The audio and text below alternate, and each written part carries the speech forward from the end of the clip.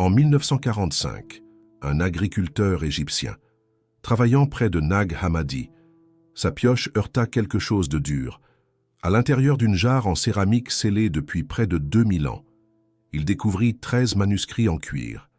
Parmi eux, l'Évangile selon Thomas. Un texte que l'Église considérait comme tellement dangereux qu'elle ordonna sa destruction au IVe siècle. Mais voici ce que personne ne vous dit. Des décennies avant cette découverte, Einstein était déjà parvenu aux mêmes conclusions que cet évangile interdit. Et quand vous comprendrez ce qu'il a découvert, vous réaliserez pourquoi on vous l'a caché. Einstein n'était pas qu'un physicien. Il était un philosophe profond, qui a passé des décennies à étudier la nature de la réalité. Et le 25 avril 1929, lorsque le rabbin Herbert Goldstein envoya un télégramme lui demandant si Einstein croyait en Dieu, sa réponse choqua le monde religieux.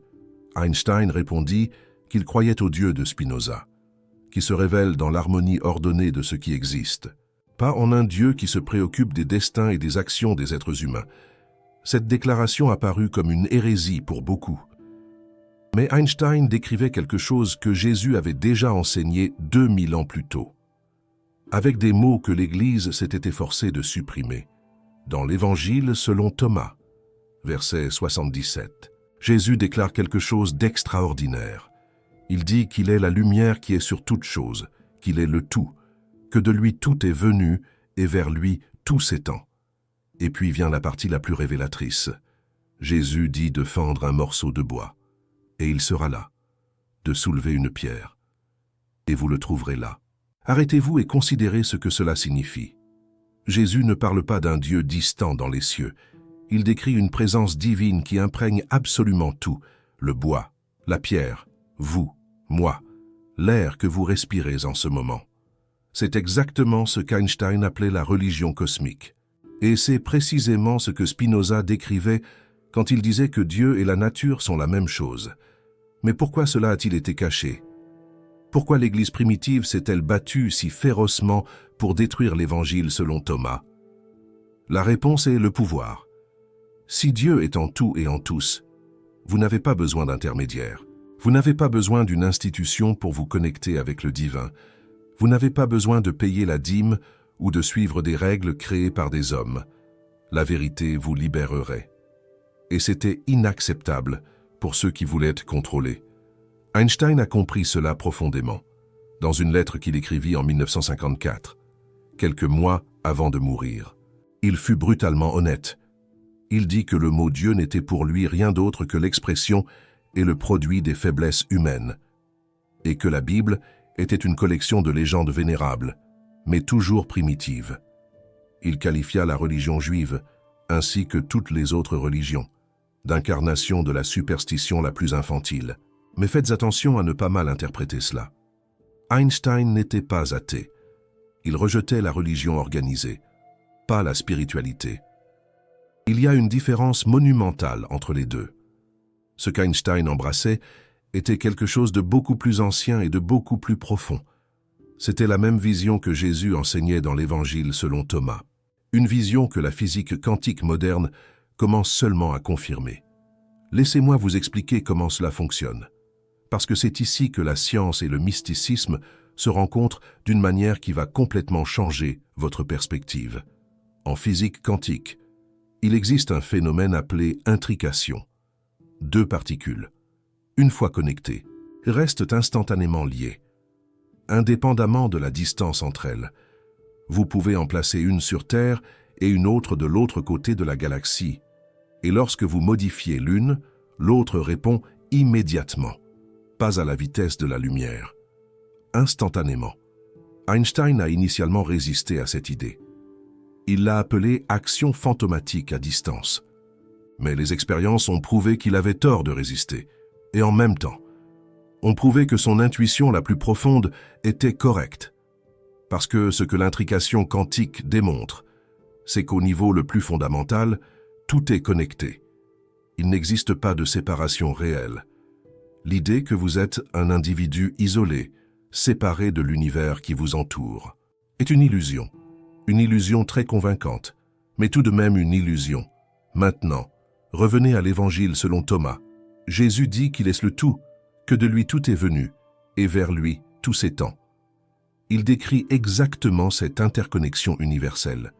Et quand il dit de fendre le bois et il sera là, de soulever la pierre et de le trouver là, il dit que cette conscience divine imprègne toute la matière.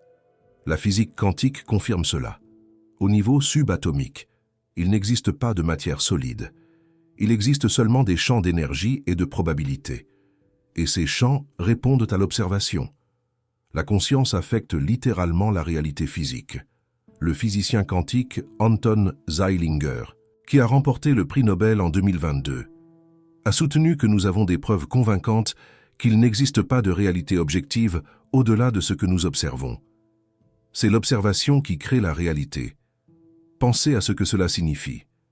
Il n'existe pas de monde là-bas indépendant de la conscience qui l'observe.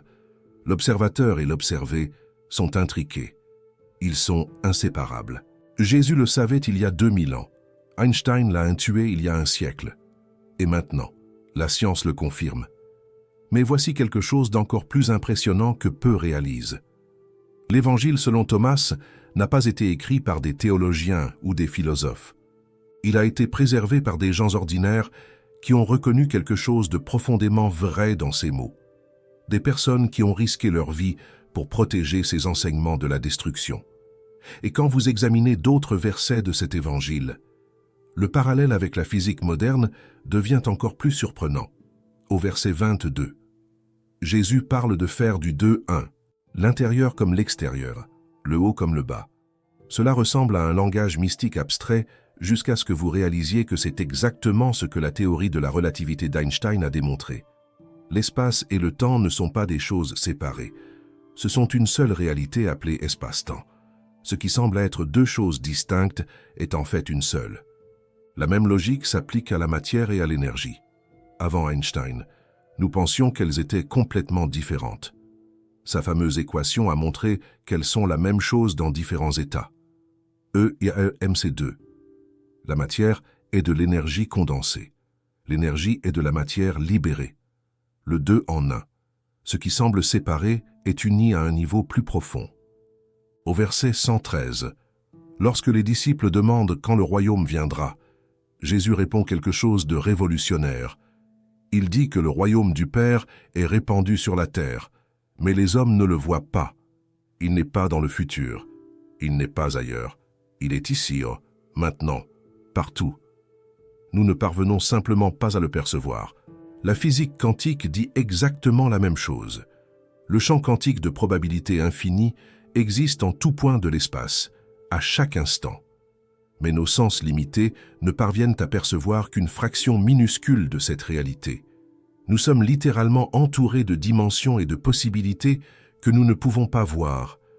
Le royaume est répandu sur la terre, mais les hommes ne le voient pas. Cela soulève une question perturbante. Si cette vérité est si fondamentale, pourquoi nous a-t-on maintenus dans l'ignorance pendant si longtemps? Je vais vous raconter quelque chose qui va vous faire voir l'histoire d'une manière complètement différente. En 325 après Jésus-Christ, l'empereur Constantin convoqua le concile de Nicée. L'objectif officiel était d'unifier la doctrine chrétienne. Mais l'objectif réel était de créer une religion qui serve l'État, une religion de contrôle, les textes qui mettaient l'accent sur l'expérience directe du divin, comme l'Évangile selon Thomas, furent déclarés hérétiques, la gnose, qui signifie connaissance directe, fut remplacée par la pistis, qui signifie foi aveugle. Vous n'aviez plus besoin de connaître Dieu directement. Vous deviez croire ce que l'Église disait de Dieu. Ce n'était pas un accident théologique. C'était une stratégie de pouvoir délibéré. Einstein voyait à travers cette stratégie. Il écrivit que le chemin vers la religiosité authentique ne passe pas par la peur de la vie et la peur de la mort, et par la foi aveugle, mais par l'effort en direction de la connaissance rationnelle, connaissance. Pas foi aveugle, connaissance directe, gnose. C'est exactement ce que l'Évangile selon Thomas enseigne. Jésus est présenté, non pas comme un sauveur qui meurt pour les péchés, mais comme un maître qui a eu ses yeux spirituels ouverts grâce à la gnose, une expérience directe et personnelle du divin. et il enseigne aux autres à avoir la même expérience. Au verset 3 de l'Évangile selon Thomas, Jésus dit que le royaume n'est pas dans les cieux, parce qu'alors les oiseaux y arriveraient en premier. Il n'est pas dans la mer, parce qu'alors les poissons y arriveraient en premier. Le royaume est à l'intérieur de vous, et il est à l'extérieur de vous. Comparez cela avec ce qu'Einstein a dit de sa religion cosmique. Il décrivait le sens religieux cosmique comme quelque chose qui n'implique pas une idée anthropomorphique de Dieu. L'individu ressent la vanité des désirs et objectifs humains, et la noblesse et l'ordre merveilleux qui se révèlent dans la nature et dans le monde de la pensée. Il ressent le destin individuel comme une prison, et cherche à expérimenter la totalité de l'existence comme une unité pleine de signification. La totalité de l'existence comme une unité. Le royaume à l'intérieur et à l'extérieur de vous. Ce ne sont pas deux idées différentes. C'est la même vérité exprimée de deux façons. Et voici ce qui rend cela encore plus profond. Einstein utilisait fréquemment une parabole pour décrire sa vision de Dieu. Il disait que nous sommes dans la position d'un jeune enfant entrant dans une bibliothèque énorme, dont les murs sont couverts jusqu'au plafond de livres dans de nombreuses langues différentes. L'enfant sait que quelqu'un a dû écrire ces livres. Il ne sait pas qui ni comment. Il ne comprend pas les langues dans lesquelles ils sont écrits. L'enfant remarque un plan défini dans l'arrangement des livres, un ordre mystérieux qu'il ne comprend pas, mais soupçonne seulement vaguement. Einstein continuait en disant que cela semble être l'attitude de l'esprit humain, même le plus grand et le plus cultivé, envers Dieu. Nous voyons un univers merveilleusement arrangé, obéissant à certaines lois, mais nous ne comprenons les lois que vaguement. Nos esprits limités ne parviennent pas à saisir la force mystérieuse qui gouverne les constellations. Cette humilité devant le mystère est précisément ce que les textes gnostiques enseignent. Ce n'est pas de l'arrogance intellectuelle. C'est reconnaître qu'il existe quelque chose de bien plus grand que notre compréhension actuelle. Et pourtant, chercher à en savoir plus. L'Évangile selon Thomas, verset 2, dit que celui qui cherche ne doit pas cesser de chercher jusqu'à ce qu'il trouve. Quand il trouvera, il sera perturbé. Quand il sera perturbé, il sera émerveillé, et il régnera sur le tout. C'est le chemin de la connaissance. Vous cherchez. Vous trouvez quelque chose de perturbant parce que cela défie tout ce qu'on vous a enseigné. Vous surmontez la perturbation et arrivez à l'émerveillement. Et alors vous réalisez que vous faites partie du tout, que vous l'avez toujours fait. Einstein a parcouru ce chemin. Ses découvertes sur la relativité de l'espace et du temps ont profondément perturbé notre compréhension de la réalité. Et il est arrivé à l'émerveillement, à ce sens religieux cosmique qu'il décrivait avec tant de révérence. Mais la plupart des gens ne commencent jamais cette aventure, parce que depuis l'enfance, on nous enseigne à accepter des réponses toutes faites, à croire sans questionner, à craindre le doute. Vous êtes-vous déjà demandé pourquoi on vous a appris à craindre les questions? Une personne qui questionne est beaucoup plus difficile à contrôler qu'une personne qui obéit simplement. Et les structures de pouvoir, qu'elles soient religieuses, politiques ou économiques, dépendent de l'obéissance. Einstein a été persécuté durant toute sa vie pour avoir refusé d'obéir aveuglément. Les nazis l'ont traqué parce qu'il était juif. Le FBI l'a surveillé pendant des décennies pour ses opinions politiques. Et la communauté scientifique a initialement ridiculisé ses idées les plus révolutionnaires. Mais il a persisté, parce qu'il avait aperçu quelque chose qu'il ne pouvait nier. Il avait touché cet ordre mystérieux qui gouverne l'univers, et une fois que vous voyez, vous ne pouvez plus le dévoir. Il en va de même avec les enseignements de l'Évangile selon Thomas. Une fois que vous comprenez vraiment ce que Jésus disait, la version institutionnalisée de la religion ne semblera plus jamais suffisante. Et c'est peut-être pour cela que ces textes ont été enterrés, littéralement enterrés. Quelqu'un en Égypte au IVe siècle a pris ces manuscrits, les a placés dans un pot de céramique et les a enterrés dans le désert. Probablement un moine, probablement les cachant de la destruction ordonnée par les autorités religieuses. Pendant 1600 ans, ces enseignements sont restés cachés. Et quand ils sont finalement venus à la lumière en 1945, le monde avait déjà Einstein, le monde avait déjà la physique quantique, le monde était déjà prêt à comprendre ce qui, il y a 2000 ans, étaient considérés comme trop dangereux pour le peuple ordinaire. Mais l'histoire devient encore plus intéressante quand vous remarquez les dates. Einstein a publié sa théorie de la relativité restreinte en 1905. La relativité générale est arrivée en 1915. La mécanique quantique a commencé à prendre forme dans les années 1920 et en 1927, au célèbre congrès de Solvay. Einstein a débattu avec Niels Bohr sur la nature fondamentale de la réalité. Ces développements ont créé un nouveau paradigme scientifique, un paradigme où matière et énergie sont interchangeables, où espace et temps sont relatifs, où l'observation affecte l'observé, où tout est connecté de façon qui défie notre intuition. Et puis, en 1945, moins d'une génération après que ces concepts scientifiques se soient établis, les manuscrits de Nag Hammadi ont été découverts, des textes qui exprimaient dans un langage spirituel exactement ce que la physique découvrait dans un langage mathématique. Synchronicité? Carl Jung a inventé ce terme pour décrire des coïncidences significatives qui semblent n'avoir aucune cause, mais qui portent un profond sens. La découverte de ces textes au moment historique exact où nous pouvions enfin les comprendre est une synchronicité impressionnante. Jung, d'ailleurs, était fasciné par les textes gnostiques. Il y voyait une description précise de la psyché humaine, du voyage d'individuation, du processus pour devenir complet. Et il entretenait une correspondance avec Einstein. Les deux hommes se connaissaient et se respectaient mutuellement. Il existe ici une toile de connexion qui dépasse largement le hasard. Des esprits brillants du XXe siècle, chacun dans son domaine, arrivant à des conclusions complémentaires sur la nature de la réalité, et des textes anciens qui refont surface, exactement quand quelqu'un pourrait enfin les déchiffrer. Cela ne prouve rien, bien sûr, mais ça donne à réfléchir. Il existe un mot qui relie tout cela.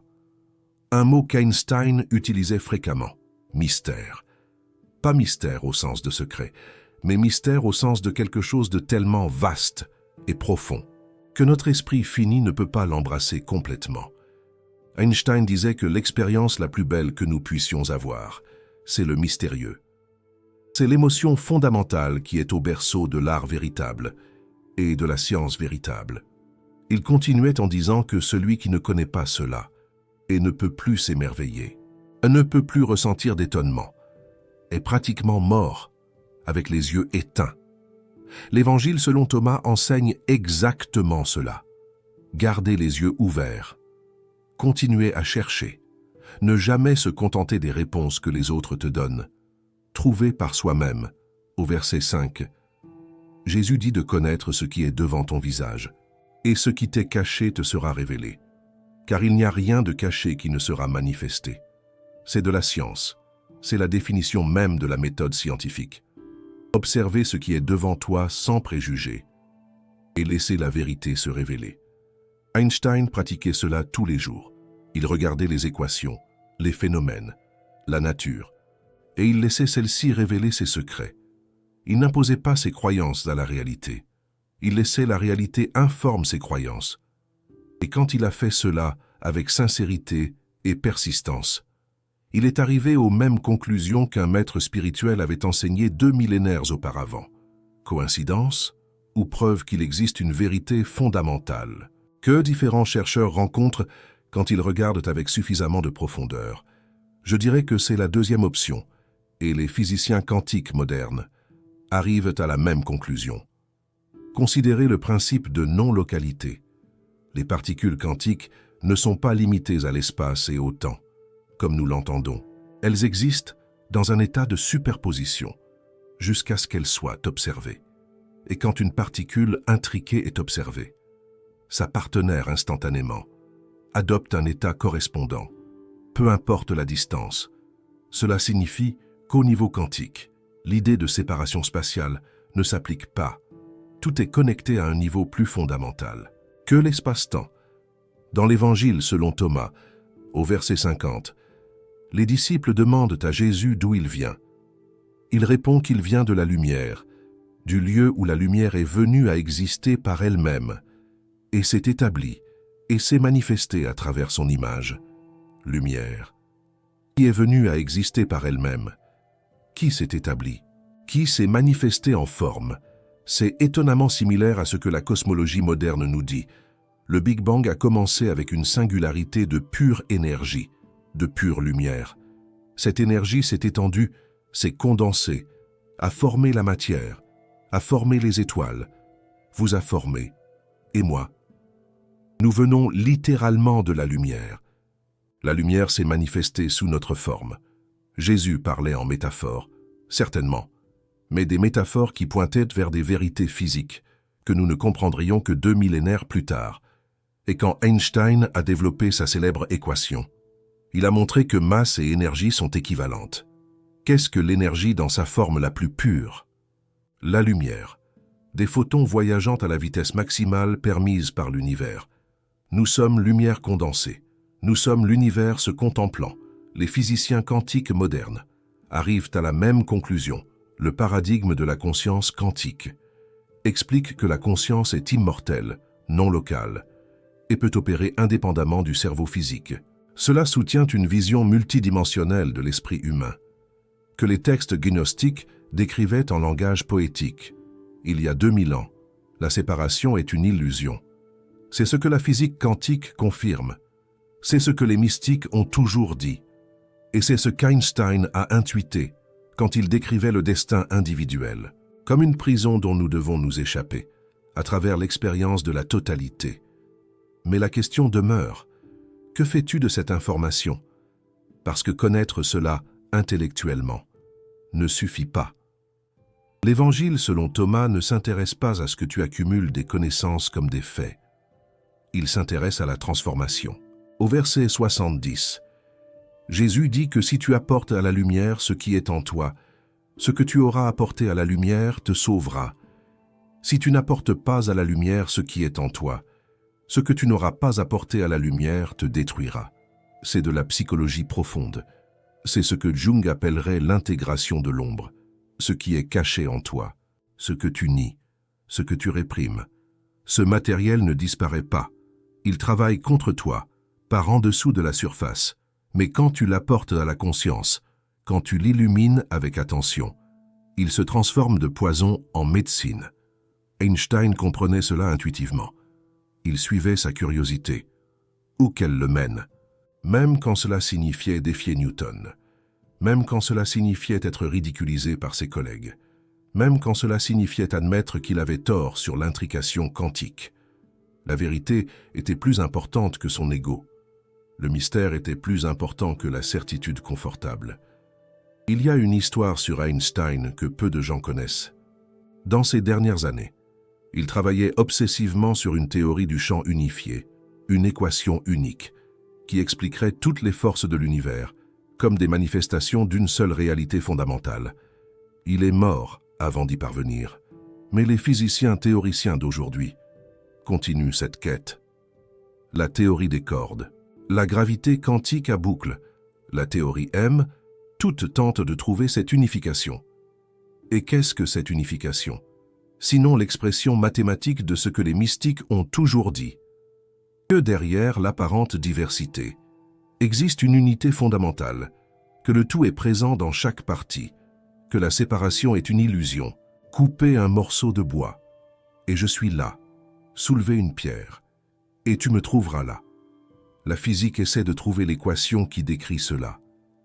L'Évangile, selon Thomas, offrait déjà la métaphore qu'il exprime. Et maintenant tu as un choix. Tu peux continuer à vivre dans la version simplifiée de la réalité qu'on t'a enseignée, la version où tu es un individu séparé, dans un univers mécanique, attendant qu'un Dieu distant te juge après la mort, ou tu peux t'éveiller à la vérité qu'Einstein a vue, que Jésus a enseignée, que la physique quantique confirme, la vérité que tu n'es séparé de rien, que la conscience que tu es imprègne tout l'univers, que le royaume est à l'intérieur de toi et autour de toi, à cet instant précis. La physique moderne nous révèle qu'au niveau le plus fondamental, toute matière n'est qu'énergie vibrant à différentes fréquences. Il n'y a pas de réelle solidité.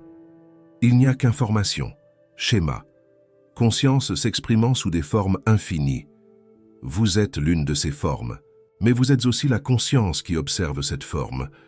Et cette conscience n'est pas née quand votre corps est né, et elle ne mourra pas quand votre corps mourra. Parce que la conscience n'est pas produite par le cerveau. Le cerveau est plutôt comme une antenne qui reçoit la conscience. C'est ce qu'Einstein appelait se relier au tout. C'est ce que Jésus appelait trouver le royaume. C'est ce que les physiciens quantiques d'aujourd'hui tentent de décrire, avec leurs équations et leurs expériences. Pensez à l'impact pratique de cela. Si vous comprenez vraiment que vous n'êtes pas séparé de l'univers, que votre conscience fait partie d'une conscience plus grande, comment cela change-t-il votre vie? C'est premièrement, la peur diminue. La peur vient de la sensation d'être un organisme fragile et isolé, dans un univers hostile. Quand vous réalisez que vous êtes l'univers s'expérimentant lui-même, l'hostilité disparaît. Vous êtes chez vous, partout. Deuxièmement, la compétition perd son sens. Si Émilie et moi sommes des expressions de la même réalité fondamentale, entrer en compétition avec Émilie, c'est entrer en compétition avec moi-même. La coopération devient le choix évident. Troisièmement, la mort perd sa terreur. Non pas parce que vous croyez en un paradis promis, mais parce que vous réalisez que la conscience que vous êtes n'est pas apparue avec votre corps et ne disparaîtra pas avec lui. Les formes viennent et vont. La conscience qui observe les formes demeure. Einstein ne craignait pas la mort. Il disait qu'une vie lui suffisait, non pas parce qu'il était nihiliste, mais parce qu'il comprenait qu'il était connecté à quelque chose de bien plus grand que son existence individuelle. L'Évangile selon Thomas l'exprime. Dans le verset 11, Jésus dit que les cieux et la terre passeront devant vous. Ce qui vit du vivant ne verra pas la mort, ce qui vit du vivant. La conscience vivante à l'intérieur de vous, qui fait partie de la religion cosmique de l'univers. Celle-là ne meurt pas. Seules les formes temporaires qu'elle prend meurent.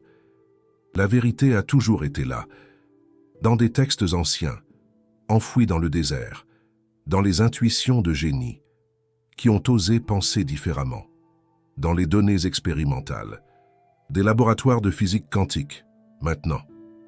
Elle est aussi en vous. La question est, qu'allez-vous en faire? Dans les commentaires, je veux connaître votre opinion. Pensez-vous qu'Einstein et Jésus parlèrent de la même vérité? Ou voyez-vous tout cela comme de l'exagération? Laissez votre position. Et si vous avez senti que cette connaissance vous a transformé d'une certaine manière, envisagez de soutenir ce travail via le Super Thanks. Ce n'est pas un paiement. C'est vous qui dites que la vérité importe, que vous êtes un chercheur, pas seulement un spectateur passif. En fin de compte, le choix est vôtre. Fendre le bois, lever la pierre et trouver ce qui a toujours été là, attendant que vous le découvriez.